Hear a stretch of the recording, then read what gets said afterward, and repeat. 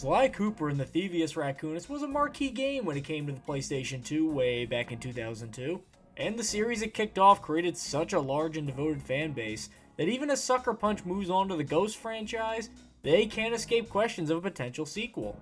Especially after Sly 4 was not great, to be extremely charitable. The first game in this series is a product of its time in every sense of the word. There are some clearly outdated mechanics like the live system, which isn't even really necessary because this game's pretty easy, dying in one hit, and the exceedingly short runtime. But those aren't as important as the great visual art style, memorable characters, and extremely satisfying platforming.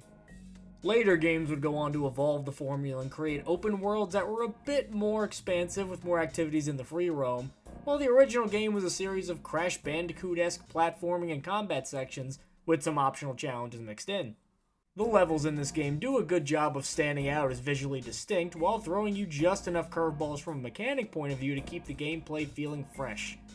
All while some very stylized and memorable blokes in the Fiendish Five serve as the carrot on the end of the stick Sly et al. Are constantly chasing.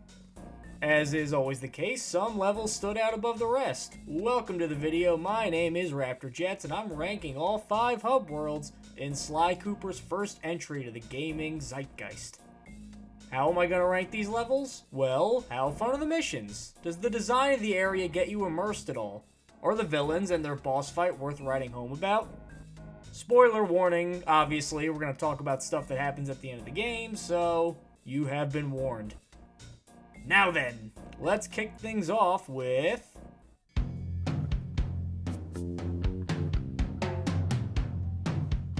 Number 5, Vicious Voodoo.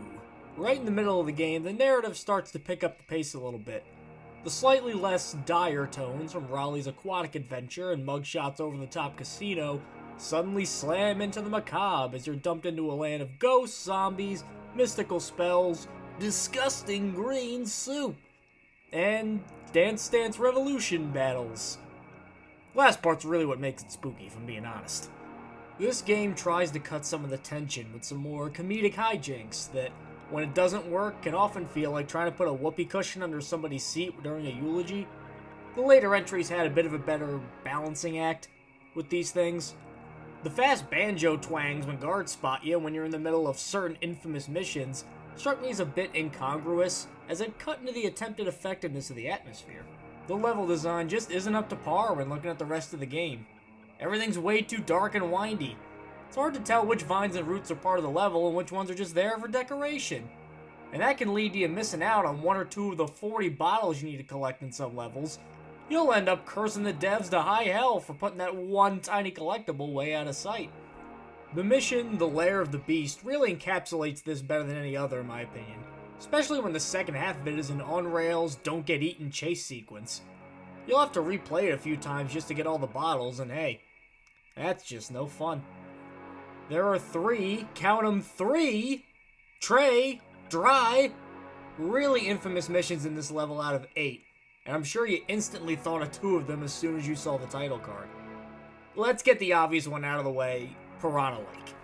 You have to drive over fish with this swamp skiff to get ammo for lighting up these tiki torches, and they only give you 2 minutes to light 25 of them.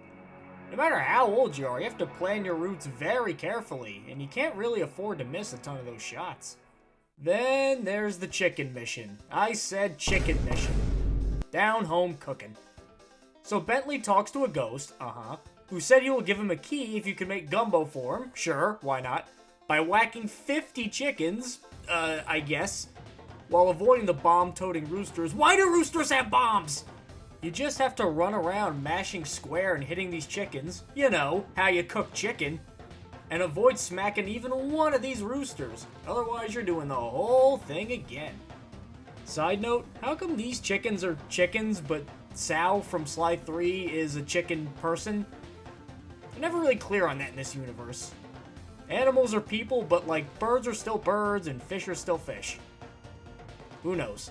This hub is not without highlights, as the level where you see this green waterfall of bones falling down presents some fairly unique platforming challenges, and the ghost enemies are a nice fitting touch for this level.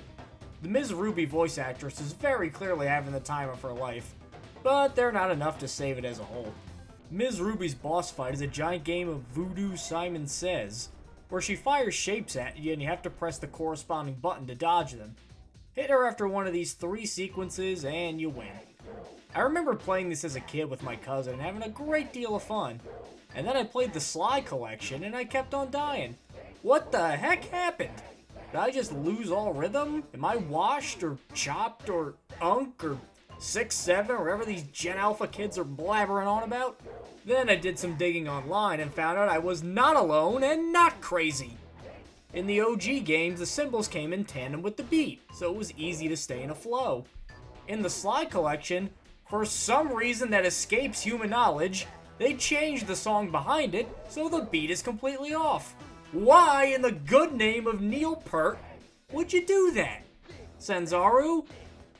I beat it first try when I muted the TV and just tried to remember the song from when I was a kid. While Ms. Ruby is probably the most effective villain out of the Fiendish Five, excluding the big baddie later on this list, her level really doesn't do her justice.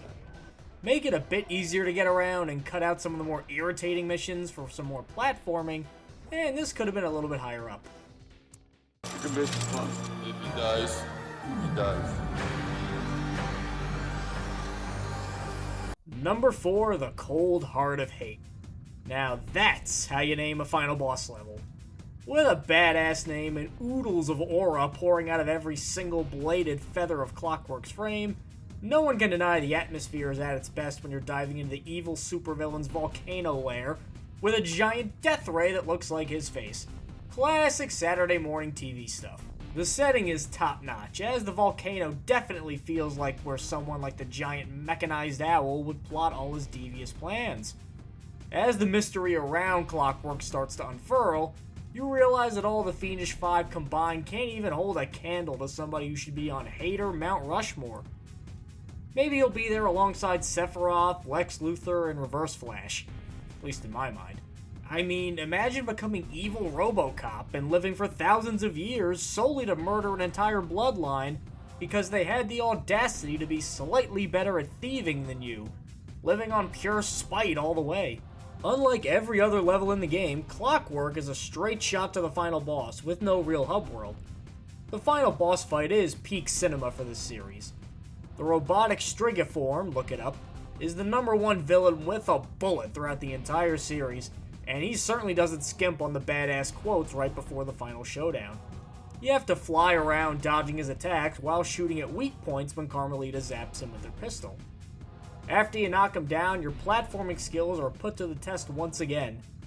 You need to shut him down before he goes true form Sukuna and heals back up. One more scary foreshadowing quote later, and the Cooper clan's greatest foe is no more. Which is why it breaks my little heart that the levels before him are such a piping hot mess they'll melt the skin off your face. Like you just opened the Ark of the Covenant or something. You start out in this rail shooter section with some horrendous aiming controls, and a reticule that flat out doesn't tell the truth half the time. You have one little benign thing, be it Robo Falcon, Rock, or Mine that you can only hit from a very specific angle if you know exactly when it's coming, and you're dead. And you gotta do it again. After that, you have my personal least favorite mission in the game. You have to collect 60 of these falling computers of the 119 available, because, you know, everybody has exactly 119 of something, before these fire slugs do. But it's borderline random if you win or not. Your field of view is limited, there could be 4 or 5 slugs in that little pit at once, and there's only one of you, and they can move faster than you. If you beat them to a computer, they can just turn on a dime and head to the next one. What the hell am I supposed to do here? The best strategy I've found is to just drive around one half of the arena and hope the computers fall near you. You know, random chance. After a brief platforming section that takes like a minute, and some Bentley hacking with hideous controls that they hadn't quite figured out yet, there's a cool Sly and Carmelita moment where she covers for him as he tries to get his cane back. That's okay. And the final exam platforming mission where you have to climb the sinking death ray with the lava inching closer is cool. There's some real tension there. This level has some positives going for it, but you could put the most sumptuous bag of Mike and Ike's at the end of a long hallway with broken glass and Venus flytraps all over it, and I don't care if it's the most delectable bag ever made. The ace of spades,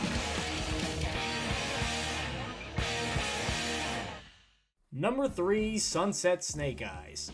In classic Sly style, the second villain you face in this game is a bulldog that took Jose Canseco levels of steroids to the point where he has to walk on his knuckles instead of his atrophied legs, all while imitating gangsters from movies and running an illegal gambling empire. Fairly standard stuff, I should assume. Mugshot is certainly the most comedic of the Fiendish Five, but he sticks the landing on account of actually having some funny lines, which can honestly be a little hit and miss in these games sometimes, and actually achieving his somewhat more realistic goal of running a crooked casino outside of Vegas. I mean, he's not trying to take over Mexico with zombies like Ms. Ruby. First section of this level is the pits, as there are two of the worst missions in the game right off the bat. There's this turret section where you have to cover Murray for no explained reason. Why can't you just go get it yourself? And a racing section with controls that will make you want to rip your toenails off in frustration.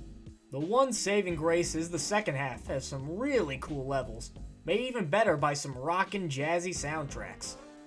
The highlights are straight to the top, which sees you climb around this big neon sign on the roof, and the level where it becomes more of a 2D side-scroller. Plus you get a Carmelita chase in there. And maybe I'm biased, but I always like these Carmelita chase levels. Even though the pistol is the slowest gun in the history of guns, because it takes 3 seconds for the electric shot to even come near you, one of the biggest letdowns with this area is a boss fight that just makes less than 0 sense. You can't hurt him physically, fair, so you have to avoid him and his 2 Tommy guns firing off rounds at you. Somehow, get this, somehow, by reflecting mirrors to make light shine on this big crystal thingamajig in the middle, it somehow burns him and ruins his guns? What is he, an ant? Are we reflecting the surface of Venus against him? What's going on here? You do this 2 more times, once with some added holes in the floor and once up top where you can only ninja spire jump. And I don't even want to know why he would install that in there. Yes, dear viewer, this is me complaining that the game about the master criminal raccoon defeating the humanoid bulldog with 2 sperm whales instead of arms is not very realistic. This level is the perfect encapsulation of mid. Technically sound, wide variances in quality, and a below par boss fight papering over some of the more interesting parts of this environment. Not bad, but there are better ones. You may throw my hat if you like. Aye, aye, Captain. Hooray! Number 2, Tide of Terror. If you're wondering why Sly can start out a bit rough and get easier later, that's because Panda King's level was originally supposed to be the first one up, while Raleigh was at the end. After all, wouldn't it make more sense for the evil tinkering genius to get Otto von Cooper's plane designs? Meanwhile, the combat-focused Panda King will get Ryoichi's Ninja Spire jump. Mugshot and Ms. Ruby got the Old West and Invisible Magic guys after all. But getting back to the level, Raleigh starts this game off with quite a bang. The concept of exploring this giant ship, going everywhere from the inner workings of the engine, to a graveyard of ships this maniacal madman has sunk, to Raleigh's personal treasure trove of spoils that he stole from those ships, gives this level plenty of visual variety. I mean, Gunboat Graveyard and the Fire Down Below might be 2 of the best individual levels in the game.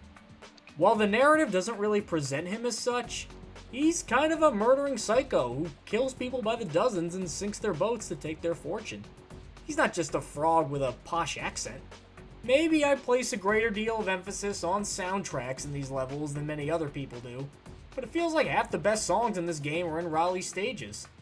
When paired with the highest density of what I might call the traditional levels, i.e. progress through the level, collect the bottles at the end, get a key, this definitely gets you feeling as sleuthy as you will for the duration of the game. The big problems with these levels are threefold, once again. First, it has that horrid crab mission. I don't think I need to say any more than that. You have to be super quick with the analog stick and constantly scanning to make sure not even one of those chests gets stolen by the crabs. It's the Fire Slugs mission all over again. Second, some of these missions are way too short for their own good. You can beat some of them in under 2 minutes if you know what you're doing. Finally, that boss fight is so pitifully pathetic that it might be one of the easiest bosses in all of PS2 gaming. Raleigh will bloat up and squash you if he lands on you. Avoid, hit when he gets small again, do that 4 more times, and that's it. The boss fights in this game generally don't have too much going on, and no one's really going to play a Sly game for the combat, but this one takes a lot of the wind out of these level sails. You get it? It's a boat pun! It's a nautical pun! Avast! The hub world starts out strong, but sort of fizzles out the more you go into it, and the fact they really don't do enough with Raleigh as a villain leaves me wanting a bit more. But the, for the lack of a better word, traditional Sly levels are the highlight of this game from a mechanics point of view. And they give you a ton of very atmospheric sections that will stick in your memory in this level, so here it is at number 2.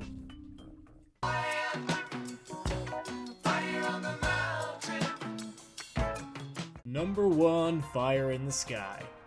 It can be hard sometimes to get immersed in certain locations when you're playing a game with this art style, but I would say the Panda Kings level does the best job of getting me attached to a particular location and wanting to stay in it for as long as possible. Even before they expanded on his character in Sly 3, Panda King was always one of my favorites. I feel like he had actual motivation to turn to a life of crime other than boredom, revenge for child bullying, or, quote, friends think necromancy's a bit weird. He feels like the villain most at home in a group called the Fiendish Five, after all. I think it's pretty unique you hear him call the guards valued employees throughout the level. And I like how you actually see him do villainous things. Like killing people via avalanche because they didn't pay a protection fee. Now that is some mob stuff. John Gotti over here. Chinese John Gotti. I think the first stage in this level is without question the best in the game. As the ascent up this snowy mountain to this firework facility / occupied mountain village really feels, dare I say, fiendish?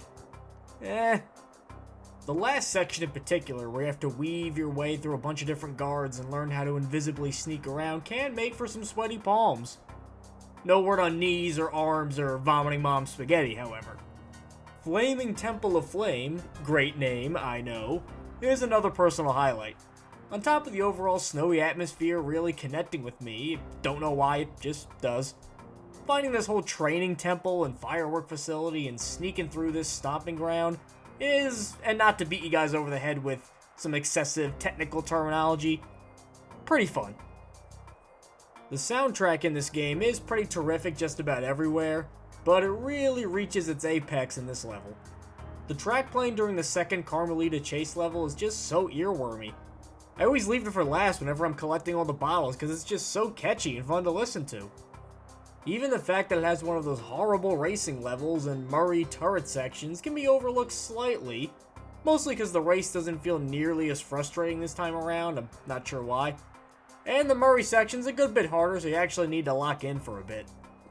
Not all boss fights have to be hard to also be fun, and the Panda King's a good example of this. Dodging his Flame Fu moves, all 3 of them, 3 again coming up here, and wailing away at him while evading those fireballs he can shoot at you from range is fairly enjoyable. And yeah, the fact he speaks broken English without prepositions is definitely something that passes in 2002, which would not have slid now, but they changed how he talked in Sly 3 when it came around. For the better, I would say. Ultimately, it's the 3-headed Hydra of having the best combination of difficulty and creativity, the atmosphere getting you about as absorbed as any other in the game, and a villain that's more of a credible threat and satisfying to take down than most of the others in the game, that makes this hub world the best Sly Cooper 1 has to offer. And that's the list. What did I get right, and what did I get wrong? Make sure you like and subscribe on your way out, check out my gameplay log channel for more content, and leave a comment with your thoughts below.